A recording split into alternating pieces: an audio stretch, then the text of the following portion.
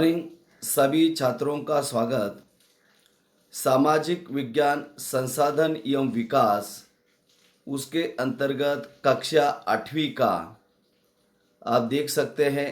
काफ़ी ये बड़े बड़े खेत अमेरिका जैसे देश में एक एक किसान के पास 300 400 एकड़ खेती होती है। और उसके बारे में भी हम देखेंगे।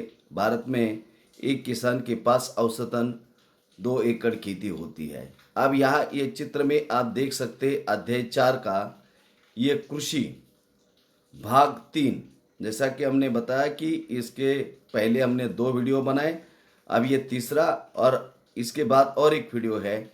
जैसा कि आप लोग देखते हैं, भारत एक कृषि प्रधान देश है और लगभग भारत की 2/3 आबादी जो है ये कृषि पर निर्भर है। ग्रामीण क्षेत्र का प्रमुख व्यवसाय कृषि है या खेती है। लोगों के भरण पोषण के लिए किसान विभिन्न प्रकार के फसलों का उत्पादन करते हैं। चावल, गेहूं, मक्का, ज्वार, बाजरा, दालें, जूट, कपास, चाय, कॉफी इत्यादि फसलों का उत्पादन करते हैं।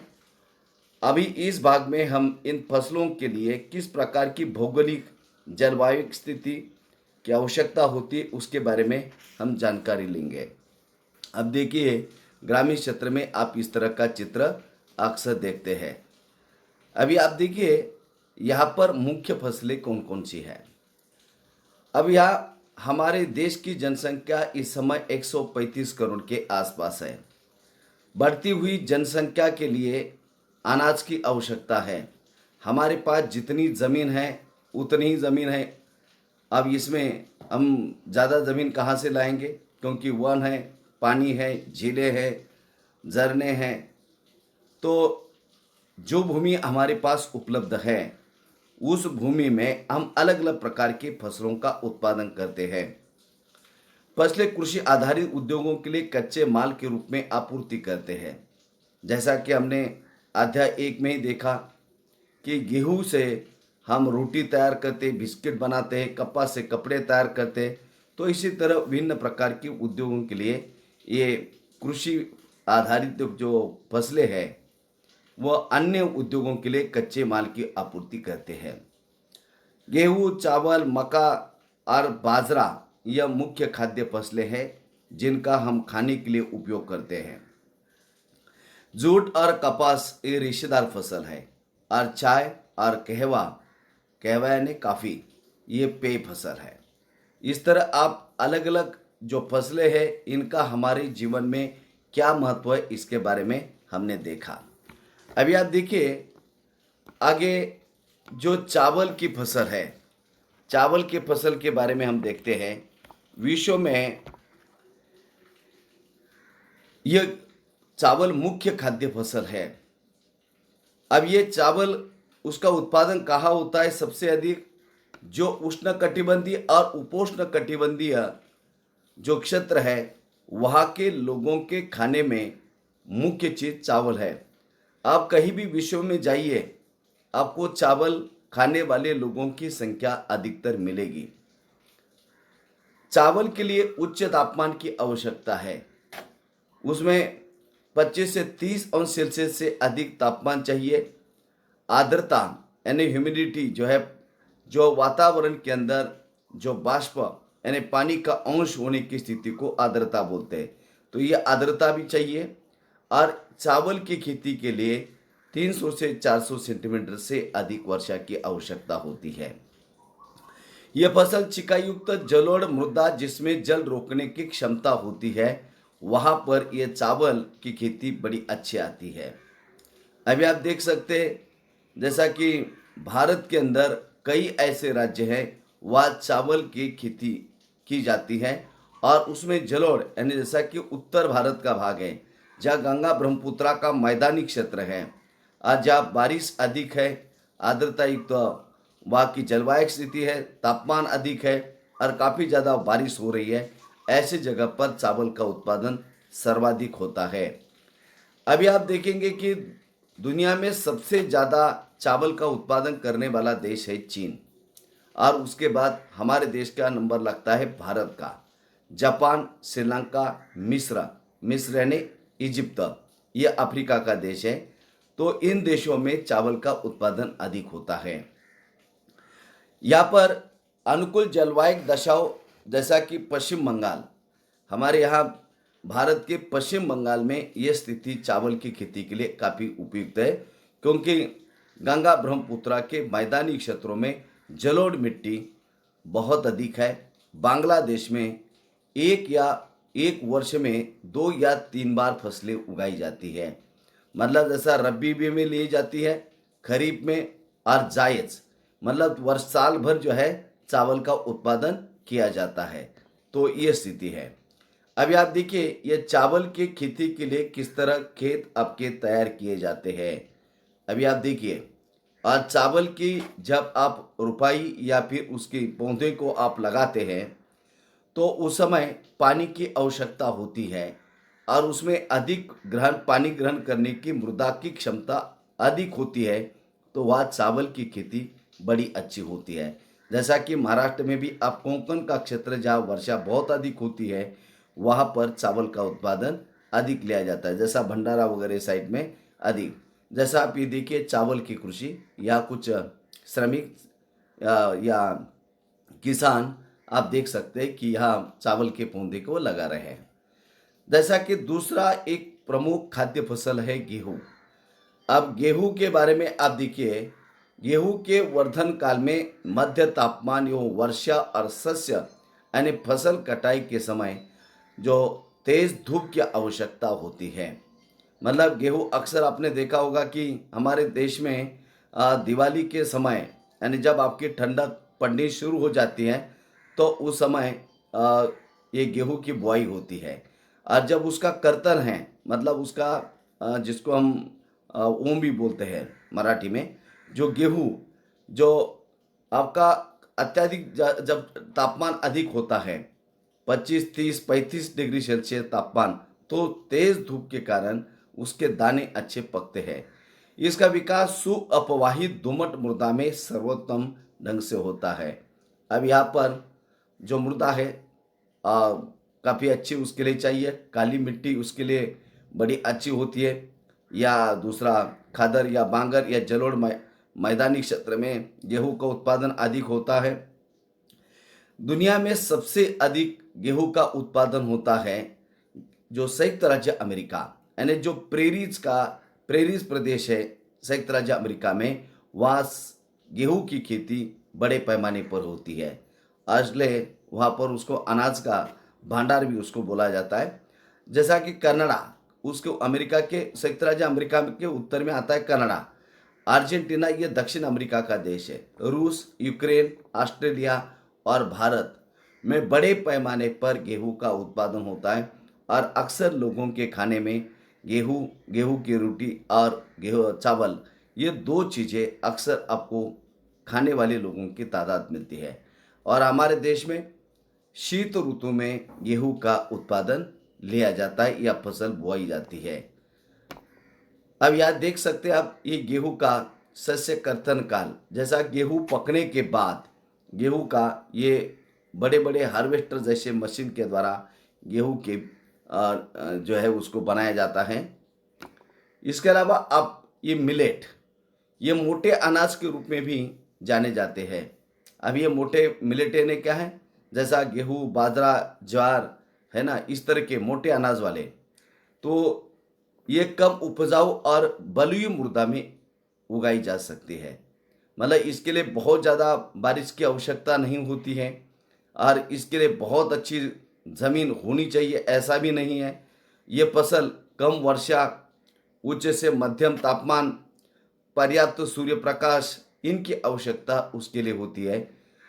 ज्वार, बाजरा, रागी, इनका उत्पादन भारत में लिया जाता है। जो अफ्रीका महाद्वीप का देश है नाइजीरिया, हमारे उत्तर में चीन, नाइजर, ये ज्वार, बाजरा और रागी के प्रमुख उत्पादक देश है, और हमारे भरण पोषण के लिए लोगों को उपजीविका और खाने के लिए इनकी भी आवश्यकता होती है।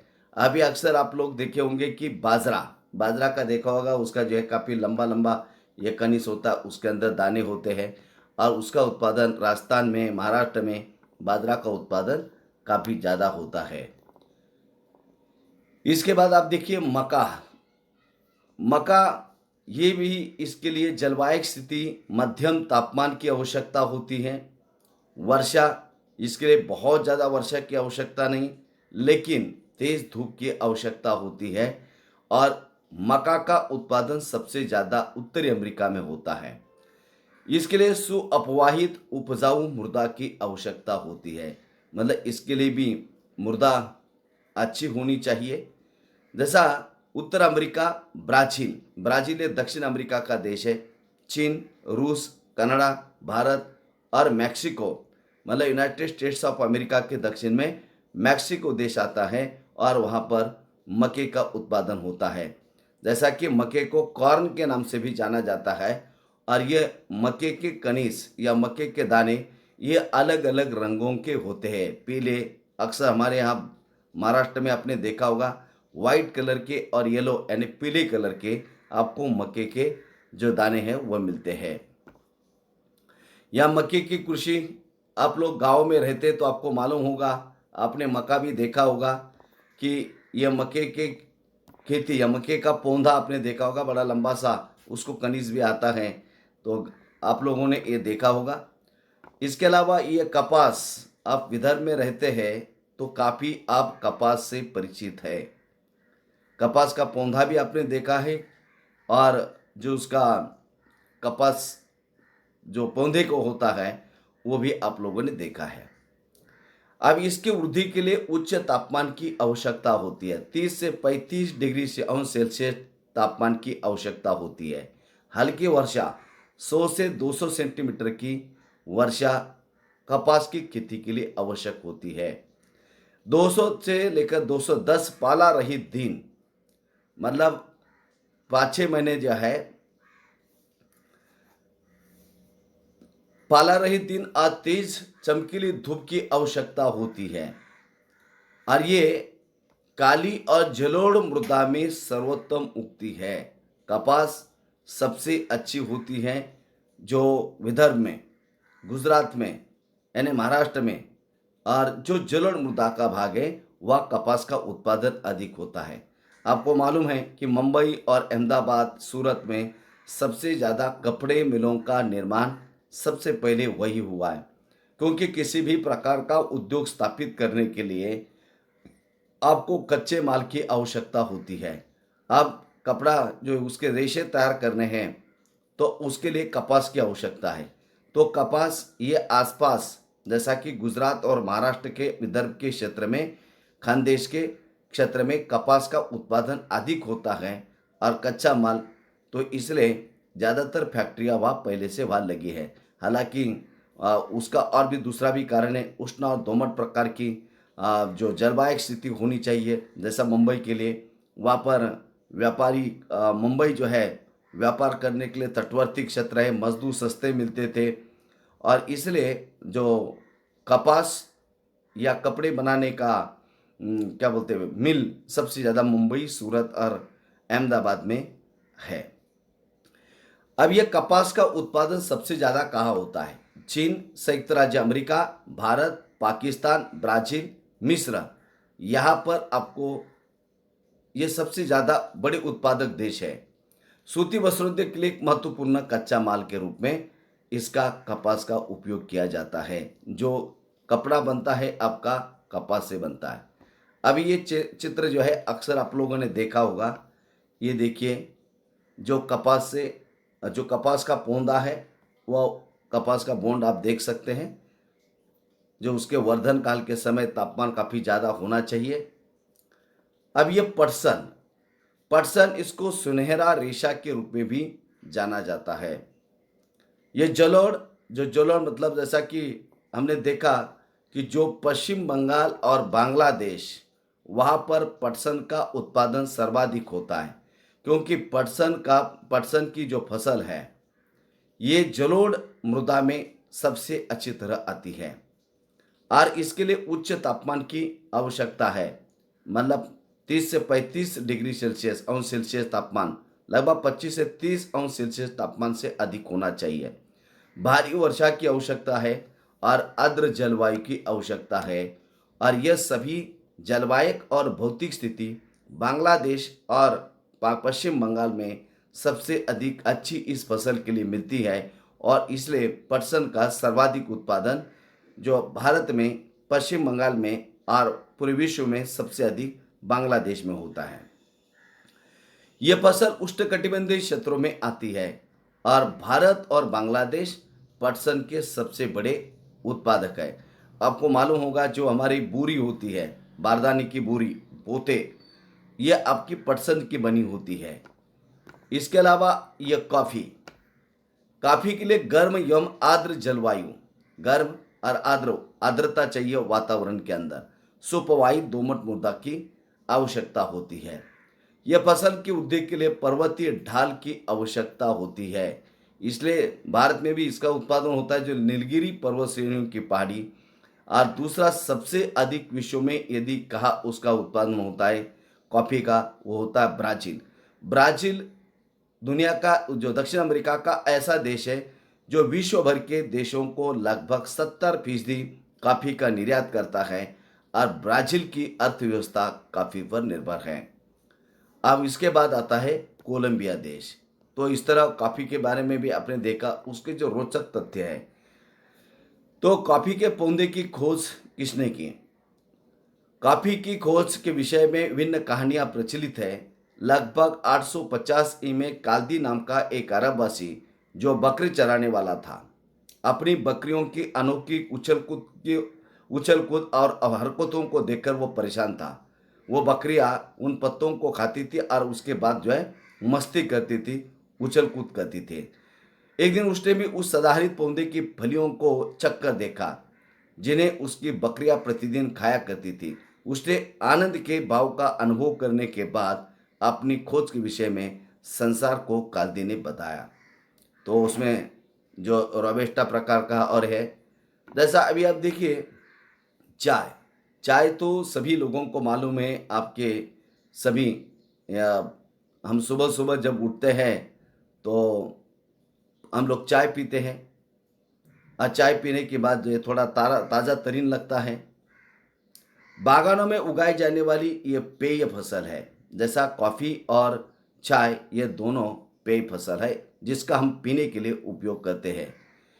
अब जैसा कि इसके कोमल पत्तियों की वृद्धि के लिए ठंडी जलवायु की आवश्यकता होती है।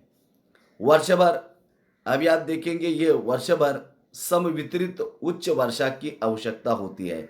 लगभग 300 से 400 सेंटीमीटर से अधिक वर्षा की आवश्यकता है।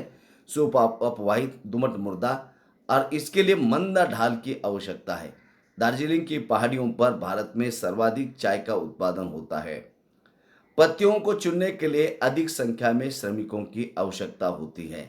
तो और उसके बाद वही कारखाने में इन पत्तियों से आपका चाय की पत्ती आपने देखा होगा हमारे घर में भी। तो वह इस तरह, अभी आपका ये सामने जो पत्ती आपको दिखाई दे रही है, तो ये पत्तियों पर प्रसंस्करण करने के बाद आपकी चाय की पत्ती आपके घर में आती है और उसमें शक्कर डाल के आप लोग चाय पीते हैं। तो ये चाय की रोपण कृषि को आप देखिए, काफ़ी उसमें मजदूरों की आवश्यकता होती है, पूंजी की आवश्यकता होती है।